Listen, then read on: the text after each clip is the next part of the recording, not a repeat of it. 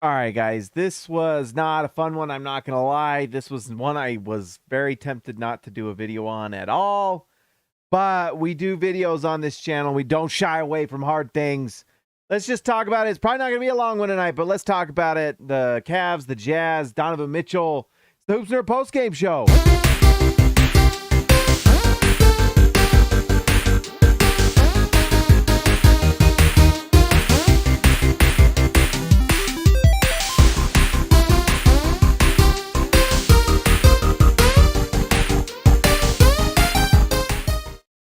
All right, guys, before we get into this, let's just do a quick shout out to our sponsor, Prize Picks. Go to Prize Picks and use promo code HoopsNerd to sign up for up to $100 match on a Prize Picks deposit. You're smart NBA fans. You know what you're doing.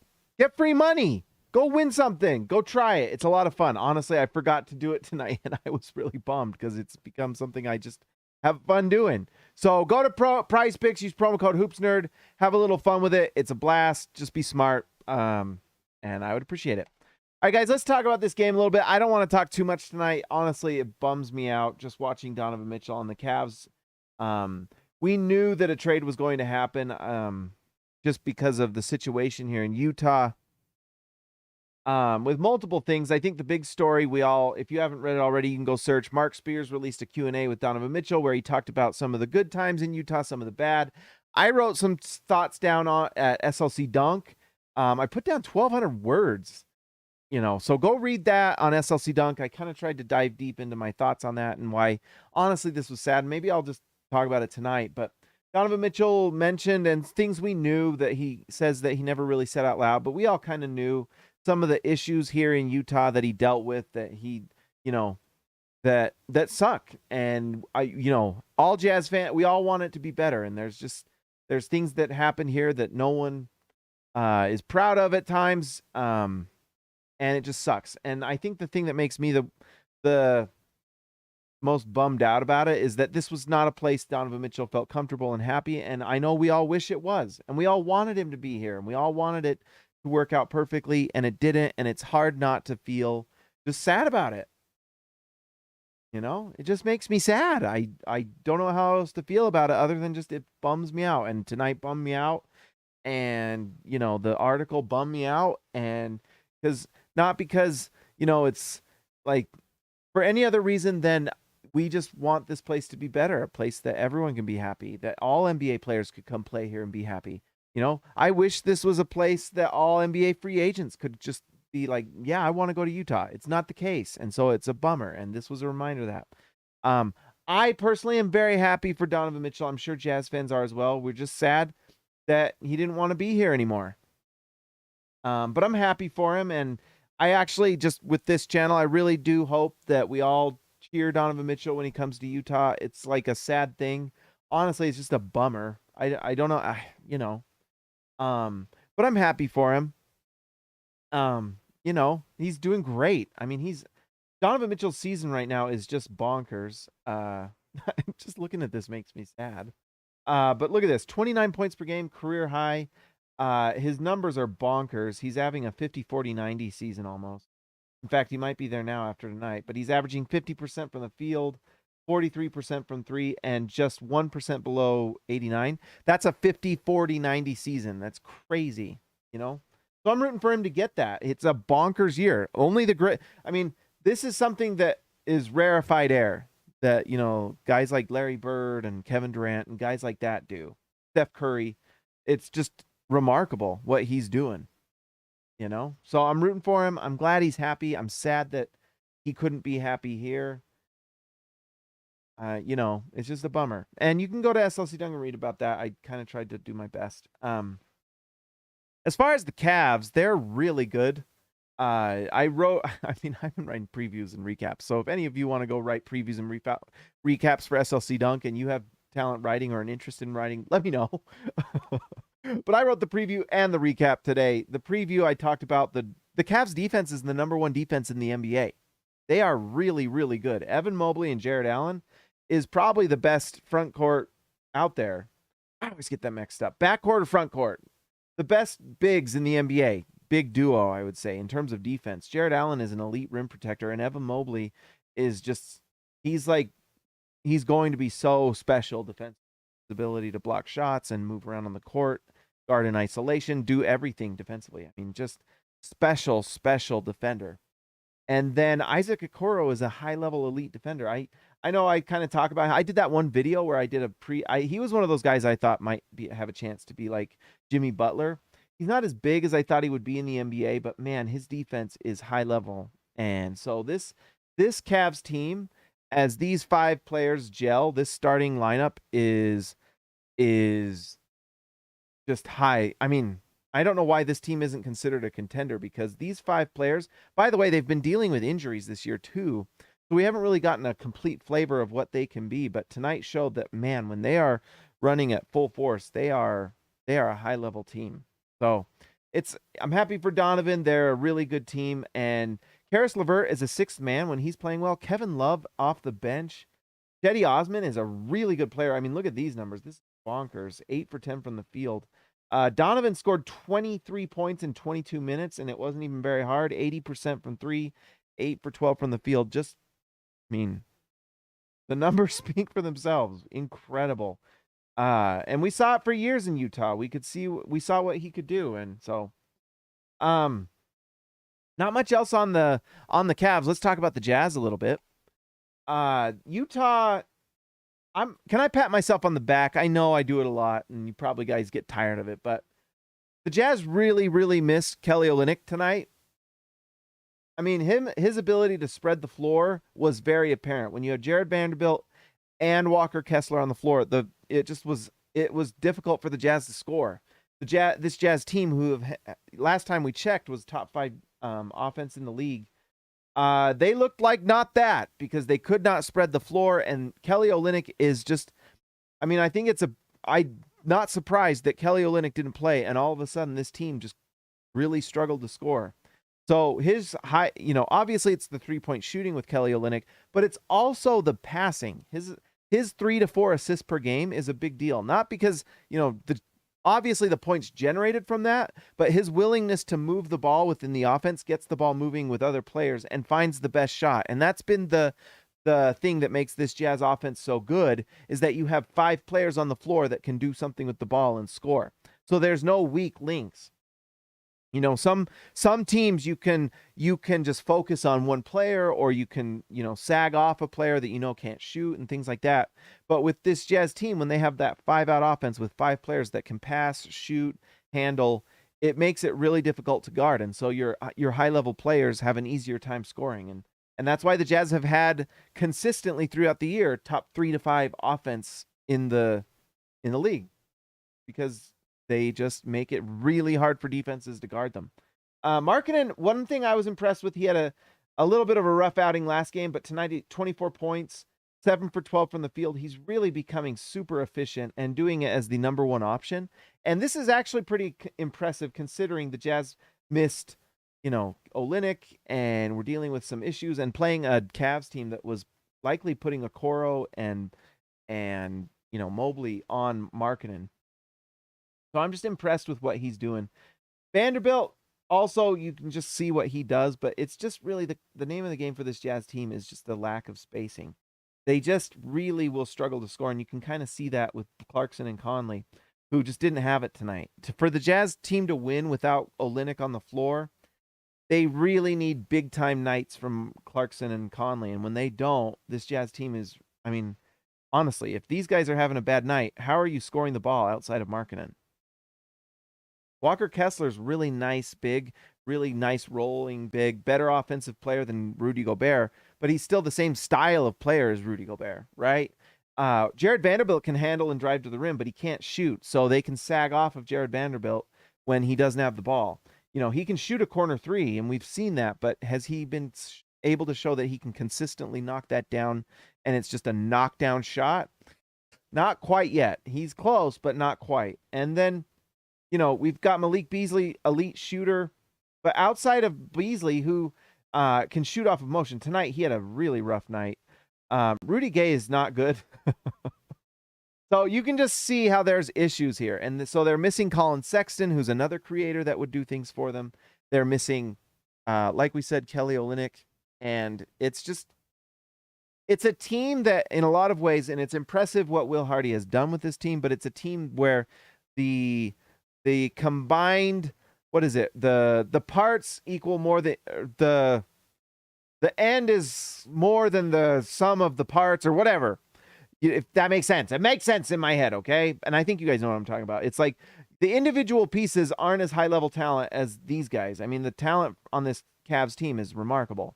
The Jazz, it's just not the same level of talent. But those parts combined have been able to make a really great team this year. But when you're starting to miss important parts, I don't know, guys. This video. This night was sucky. And this video sucks. But anyways, that's kind of what I just wanted to say is that, you know, when they have parts like Rudy Gay that just plays so badly, can't score, can't do a lot of good things. Nickeil Alexander-Walker doesn't have a great night. Mike Conley doesn't have a great night. Jordan Clarkson doesn't have a great night shooting. It's really hard for them to win. It's really hard for them to win. So that's really what it comes down to. And I will say this. So, you know, the Jazz lose tonight, and I don't want to ruin anyone's night. Some people were bummed by what I said the other night, but I tell you what, I still believe it. I still think there's a trade coming for this Jazz team. It's a matter of time. But look at this. To make a sad night sadder, Utah is now a worse record than Minnesota. Woo! Woo! There's the frosting on your sadness cake. Let's go to Tankathon. Oh no! For the first time in a while, Utah's pick is actually a lottery pick. And the Minnesota pick is not. They are out of the lottery. Minnesota's back in the playoff race. Feel that sadness. Feel that pain. Absorb that. But anyways, here's some interesting things, though. Utah just has lost 2 in a row. Golden State's probably going to have a better record by the end of the year. Dallas, we could probably all agree as well, will have a better record by the end of the year. Indiana's playing really well. Same amount of losses as the Jazz. Lakers will likely get better. They do have LeBron James, too. I hear he's pretty good. Oklahoma City's been a pretty good team this year. They've won 2 in a row. We've lost 2 in a row. Toronto has lost 6 in a row, but this is a team that will figure it out. It's very easy to see this Jazz team jump to here pretty quickly. When you consider they are just, let's see, Utah has 16 losses. I mean, Orlando has won 6 of their last 10. It's not hard to see this Jazz team getting to a 5 or 6 pick. So I think it's time to start thinking about it if you're the Utah Jazz. If Kelly Olynyk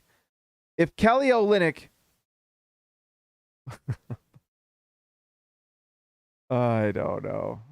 Yeah,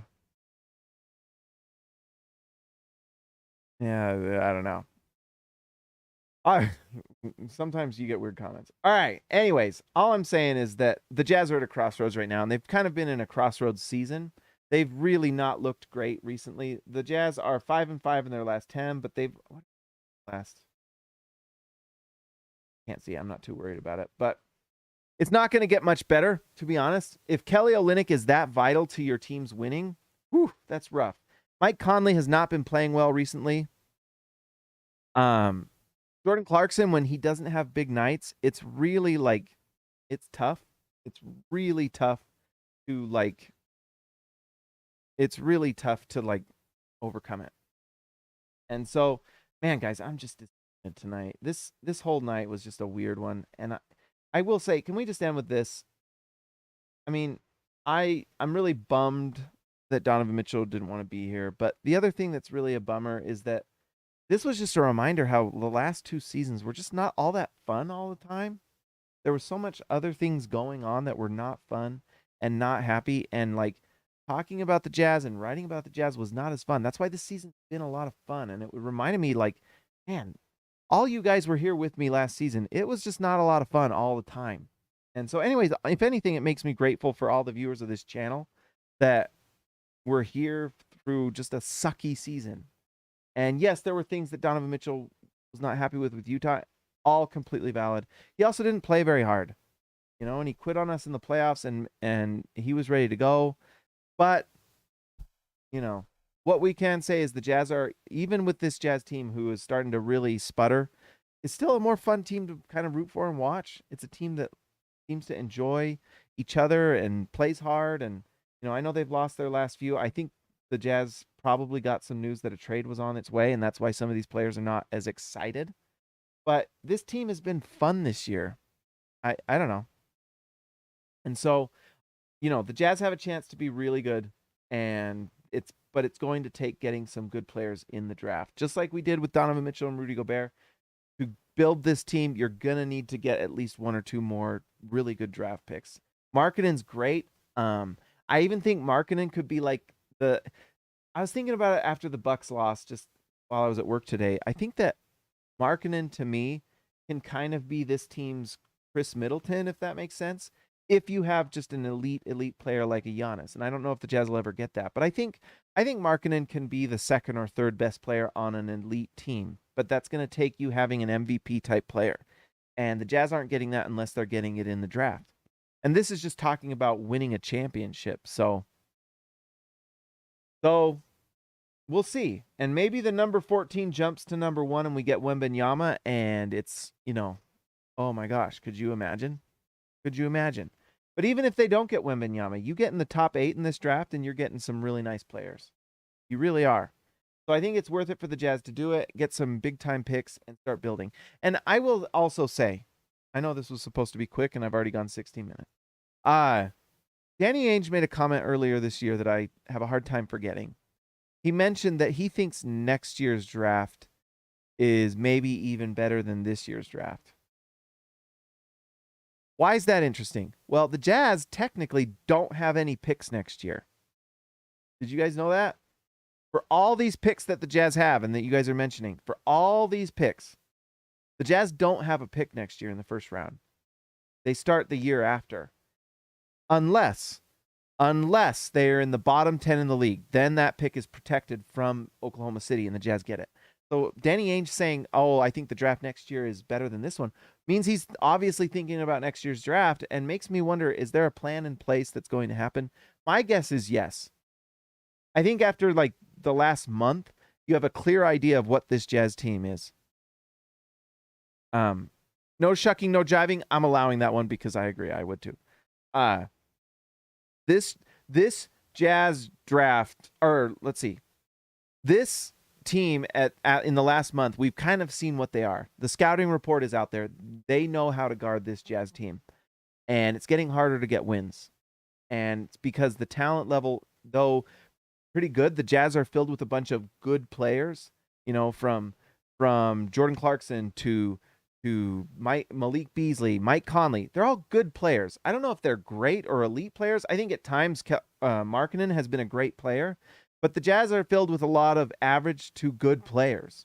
No one's a bad player. That's why the Jazz are doing so well, and that's why Will Hardy deserves a lot of credit, because he's turning a team of, and when I say average, that's not bad.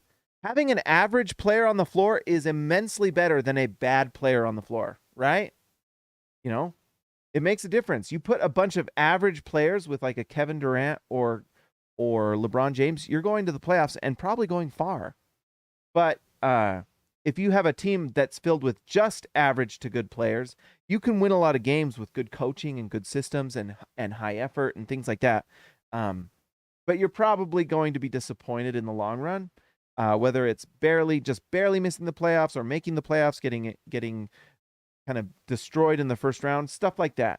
It's still fun, and it makes for a team that's fun to root for. And who doesn't love a team that plays really hard? But, sometimes you just go up against a team that's filled with Donovan Mitchell, who goes 4 for 5 from 3, and it's hard to guard them. And their team is also the number 1 defensive team in the NBA. And guess what? You get blown out. Sometimes it happens, So it just is what it is. If you can fill this team with elite talent, though, with these average to good players, that's where things get exciting. But it's really, really hard to get those players. It's just really hard. And the way you get them in Utah is through the draft. Robert Hall, member for 22 months. Welcome back, Robert. I haven't seen you for a bit.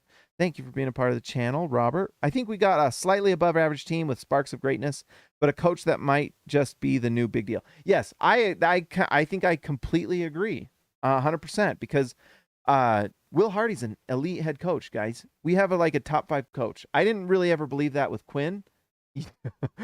Everyone here's like, yeah, newsflash, we know James didn't like Quinn. I didn't. I thought he was overrated. I thought he was like a top 10 to 15 coach, which is, average to good. I think Will Hardy's a top 5 coach. He's unbelievable. And he's turning a team that's like slightly above average players. Some of them good, some of them one or two that are great when they're playing really well, but mostly slightly above average, like Robert Hall says. And we have a system that just kills people. And we also have a team of 5 tool players. That's one thing that makes this Jazz team unique, is you have a bunch of players on the floor that can do multiple things. It makes you hard to guard, and that's why Utah's offense is so good. The fact is, we also have a bottom 5 defense. And a lot of times defense comes down to physical tools and athleticism and also effort. But if you don't have the physical tools and the athleticism, it's really hard to have an elite defense in the NBA. And you've got to have multiple guys who have it. If you don't have those guys, it's really hard to have an elite defense. It just is.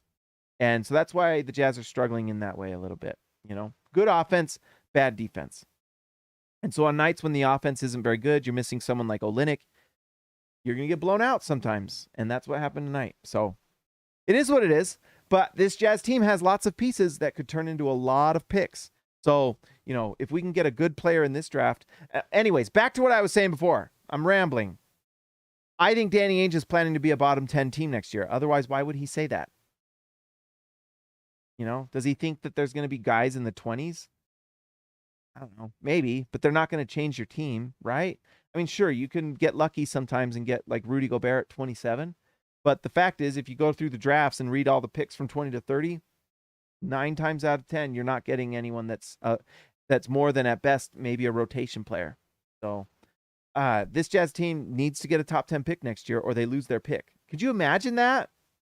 That's the thing that's crazy, is that if you are good this year or if you're good next year too, you're not getting any picks. Could you imagine if the Jazz go after this draft and get 3 guys in the 20s, because that's where these picks look like they're going to be if the Jazz continue to win a lot of games? 3 picks in the 20s, and then next year, no picks at all? I mean, ooh. It just doesn't make a lot of sense. It just doesn't, right? It's hard to, and we're not going after free agents in those years. This Jazz team is going to make a trade pretty soon here, and I wouldn't be surprised if we see this Jazz team kind of go for the bottom 8, which is kind of what they wanted to do this year anyway. But Will Hardy and this team played so hard and coached so well that it changed the game a little bit. But we're kind of seeing the cracks in the foundation a tiny bit. So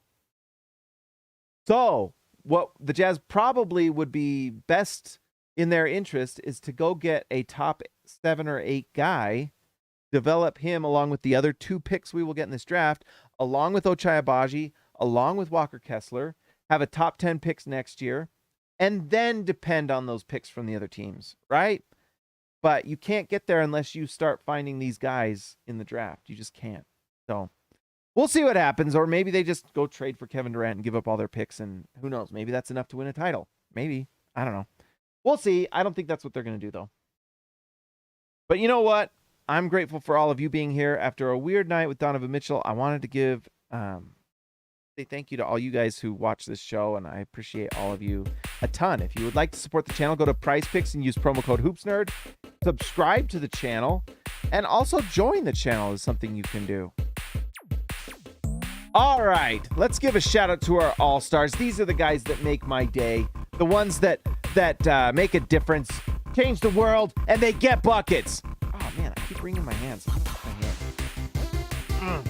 All right, let's give a shout out to Bill Ford Tough, Alexander Tufts, Ryan Perry, the legend, Jared Chanderbilt, Shantheric, Jorge Arrizaga Mio de Bajo, Baby Elliott Matson, Jorge, Jordan the Goat Besserell, Just Buckets JB, Zap Watts, TGD Total Game Domination, Christian House Money to Haas, Tyson Price, The Price is Right, X marks the spot for Zintas, Joshua Hansen, the Danish Destroyer, Ezekiel Rice, Seabay, the man from down under, Austin R. Grant, editor extraordinaire, Donald Schooley, schooling all of us, DWCB, Darren Williams, DeCarlos Boozer, Patrick Akubo, the connoisseur, and Robert, Hall of Fame. Hey, Robert, $9.99, my man, thank you.